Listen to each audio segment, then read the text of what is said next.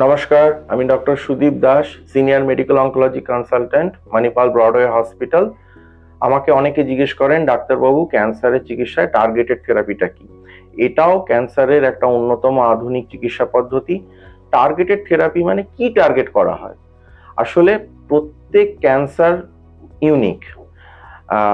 যেটা টার্গেট করা হয়, প্রথমে ক্যান্সারের যে বায়োপসি, সেই বায়োপসির মধ্যে যে ডিএনএ থাকে, সেই ডিএনএটাকে ল্যাবে পাঠিয়ে তার নেক্সট জেনারেশন সিকোয়েন্সিং এনজিএস করে খুঁজে বার করার চেষ্টা করা হয় যে ডিএনএতে কোন কোন ডিফেক্ট ঘটেছে, যে ডিফেক্টগুলোর জন্য এই ক্যান্সারটা হয়েছে, যেগুলোকে আমরা অ্যাকশনেবল ড্রাইভার মিউটেশন বলে থাকি। এর মধ্যে অনেকগুলো মিউটেশন আছে, যে মিউটেশনগুলোকে ঠিক করা সম্ভব কিছু কিছু ট্যাবলেটস এর মধ্যে দিয়ে।